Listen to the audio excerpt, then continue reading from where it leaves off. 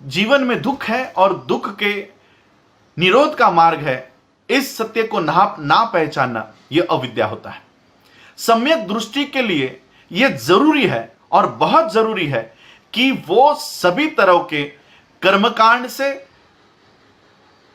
अंधविश्वास से और सुपरनैचुरल अलौकिक घटनाओं से वो अपने आप को बाहर निकाले। ये सम्यक दृष्टि के लिए बहुत जरूरी है।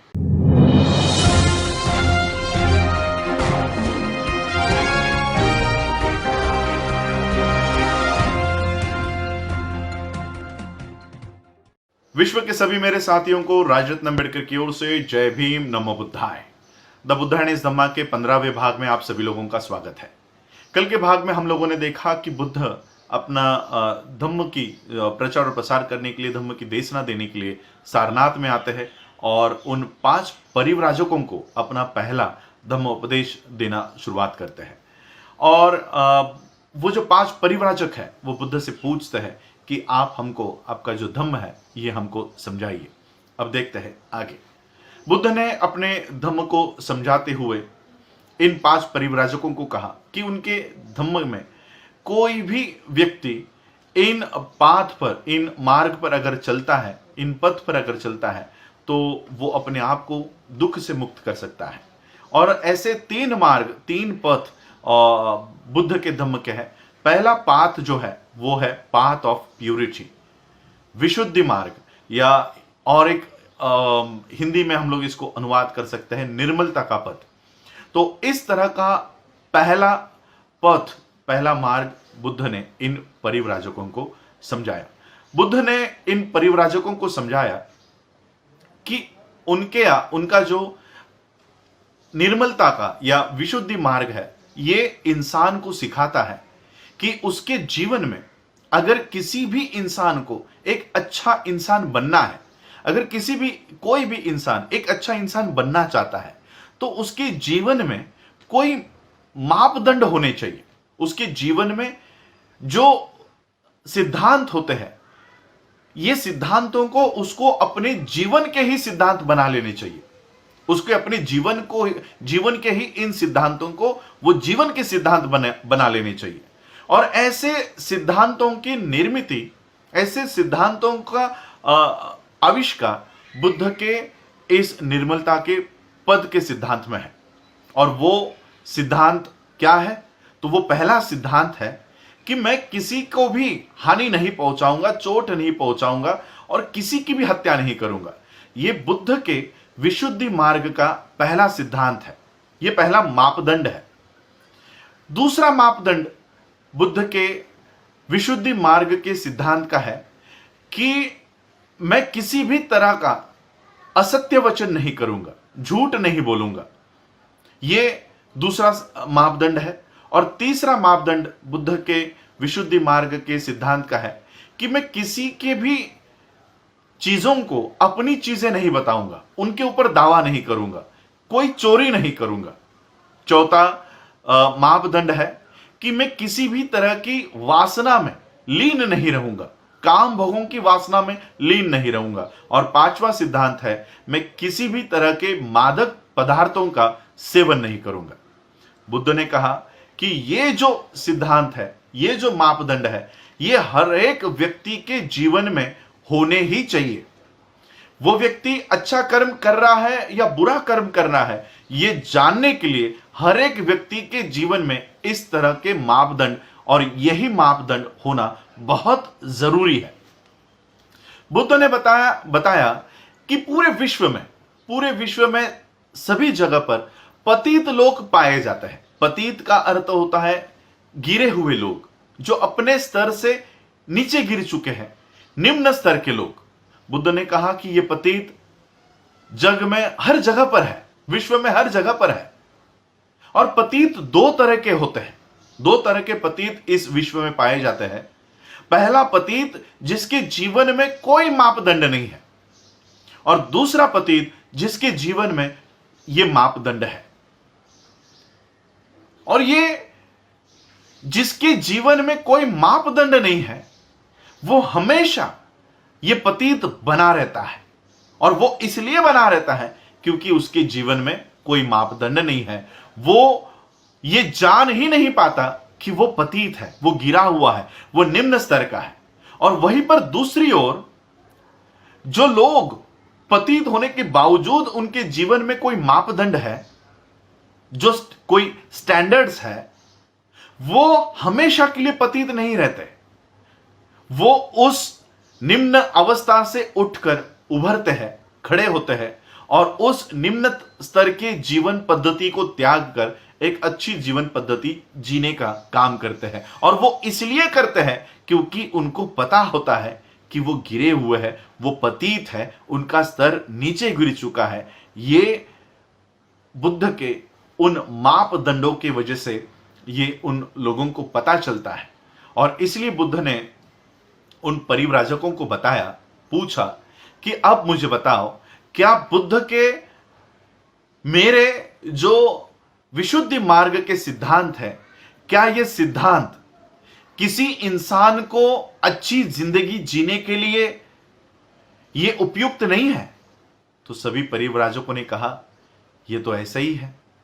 बुद्ध ने पूछा, अगर आपका जवाब हां है तो फिर मेरे मापदंड और मेरे विशुद्धि मार्ग का जो सिद्धांत है, ये सिद्धांत इंसानों को एक अच्छे स्तर का जीवन जीने के लिए ये उपयुक्त है, ये यूजफुल है। और इस तरह से बुद्ध ने अपने सबसे पहले पाथ ऑफ प्यूरिटी को, विशुद्धि मार्ग को, निर्मलता के पद को इन परिव्राजकों को समझाकर बताया। उसके बाद इन परिव्राजकों ने, बुद्ध ने अपना दूसरा मार्ग इन लोगों को बताया, द पाथ ऑफ राइटियसनेस, सदाचरण का मार्ग। बुद्ध ने बताया कि हे परिव्राजकों, इस मार्ग के 8 अंग है, इस मार्ग के 8 अंग है और ये 8 अंग मिलकर ये मार्ग बनता है।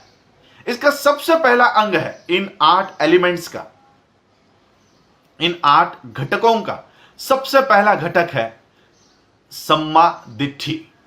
सम्मा दिट्ठी यानी सम्यक दृष्टि। सम्यक दृष्टि को बुद्ध ने समझाकर बताया कि मानो जैसे ये पूरा विश्व एक बहुत बड़ा कारागृह है, जेल है, कारावास है।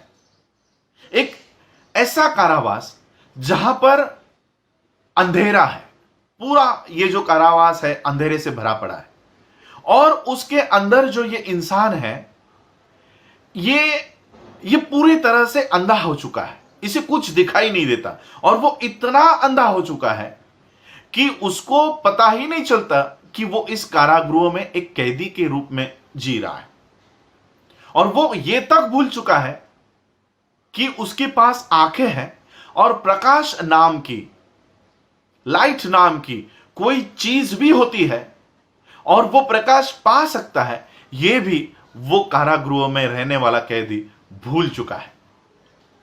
और इस प्रकाश पाने का एकमात्र साधन है और वो है आपका माइंड, आपका मन। आपका मन ही एकमात्र साधन है जो इस लाइट को, इस प्रकाश को अपने अंदर ला सकता है। लेकिन इन कैदियों की अवस्था ऐसी हो गई है कि ये जो मन है ये भी इतना उपयुक्त सिद्ध नहीं हो सकता, क्योंकि इनके पास जो आंखें हैं, ये आंखें होने के बावजूद उनका जो मन है ये थोड़ी बहुत ही लाइट, थोड़ा बहुत ही प्रकाश अपने आप में अंदर ले सकते हैं। बुद्ध ने बताया, लेकिन इन हालातों में भी निराश होने की कोई जरूरत नहीं है। जितनी भी लाइट, जितना भी प्रकाश ये व्यक्ति लेते हैं, उस लाइट से उनको पता चल जाता है कि वो एक कारावास में बंदी है। उनको अगर पता भी चल जाए कि वो एक कैदी है तो उनके पास एक बहुत बड़ी ताकत है, उनके पास एक बहुत बड़ी ताकत है। और वो ताकत यह है कि उनकी इच्छा शक्ति। ये वो ही इच्छा शक्ति है जो इनको अगर चाहे तो बंदी बनाकर रख सकती है, और अगर ये इच्छा शक्ति चाहे तो उस कारागृह से वो बाहर निकलने में सहायता कर सकती है। इसी इच्छा शक्ति के उपयोग में कोई भी व्यक्ति इसी इच्छा शक्ति को अगर इस्तेमाल में लाता है तो जो भी वो बनना चाहता है वो बन सकता है। इस तरह से बुद्ध ने इस सम्यक दृष्टि को समझाकर बताया। बुद्ध ने परिव्राजकों ने बुद्ध से पूछा कि इस सम्मा दिट्ठी का, इस सम्यक दृष्टि का क्या हेतु है, क्या अंतिम हेतु है, इसका साध्य क्या है। बुद्ध ने बताया कि अविद्या का विनाश करना, अविद्या को समाप्त करना, यही एकमात्र उद्देश्य सम्यक दृष्टि का है। बुद्ध ने अविद्या के बारे में समझाया कि अविद्या क्या होती है। बुद्ध ने बताया कि जो लोग ये जान नहीं पाते कि जीवन में दुख है और इस दुख से बाहर निकलने का कोई मार्ग भी है, ऐसे लोग अविद्या से घिरे हुए रहते हैं। अविद्या का मतलब है कि इन सत्यों को ना पहचानना, जीवन में दुख है और दुख के निरोध का मार्ग है, इस सत्य को ना पहचानना, यह अविद्या होता है। सम्यक दृष्टि के लिए यह जरूरी है और बहुत जरूरी है कि वो सभी तरह के कर्मकांड से, अंधविश्वास से और सुपरनैचुरल अलौकिक घटनाओं से वो अपने आप को बाहर निकाले। ये सम्यक दृष्टि के लिए बहुत जरूरी है। सम्यक दृष्टि के लिए जरूरी है कि वो सभी सिद्धांतों का खंडन करे जो सत्य से परे है, जो अनुभव से परे है। इस तरह के सभी सिद्धांतों का इनकार करना यह सम्यक दृष्टि के लिए बहुत जरूरी है। सम्यक दृष्टि के लिए जरूरी है कि वो सभी तरह के कर्मकांड, सभी तरह के वेद शास्त्र, इनमें मान्यता, इन सभी सिद्धांतों का त्याग करना यह सम्यक दृष्टि के लिए बहुत जरूरी है। और सम्यक दृष्टि के लिए सबसे जरूरी है एक मुक्त मन, free mind and free thought. जिस व्यक्ति का मन स्वतंत्र नहीं है, जिस व्यक्ति के विचार स्वतंत्र नहीं है, उस व्यक्ति में सम्यक दृष्टि वास नहीं कर सकती। और इसलिए सम्यक दृष्टि के लिए सबसे ज्यादा जरूरी है free mind and free thought. मुक्त विचार, स्वतंत्र विचार और स्वतंत्र मन, ये किसी भी इंसान को सम्यक दृष्टि पाने के लिए बहुत जरूरी है। हम आज का एपिसोड यहीं पर रोकेंगे क्योंकि समय की बहुत हो रहा है। कल हम सम्यक दृष्टि तो हमने आज देख ली। अष्टांगिक मार्ग में बाकी के जो 7 मार्ग अब बचे हैं, हम उसके ऊपर अध्ययन करेंगे कि ये 7 मार्ग क्या है। किसी भी इंसान को अगर अपने जीवन को एक सुखकारक जीवन बनाना है तो किस तरह से उस जीवन में हम बुद्ध ने बताए हुए इन मार्गों का पालन करके हम अपने जीवन को सुखकारक बना सकते हैं। क्या है वो अष्टांगिक मार्ग? सम्यक दृष्टि आज हम लोगों ने देखा कि बुद्ध के इस अष्टांगिक मार्ग में सबसे पहली और सबसे महत्वपूर्ण अगर कोई मार्ग है तो ये सम्यक दृष्टि का ये अष्टांगिक मार्ग का पहला अंग है सम्यक दृष्टि। इस सम्यक दृष्टि के ऊपर हम लोगों ने आज चिंतन किया। आने वाले एपिसोड्स में हम बुद्ध के इन उपदेशों को सुनेंगे। आप लोगों ने आज मुझे सुना, उसके लिए आभार। जय भीम, जय भारत, जय बुद्ध।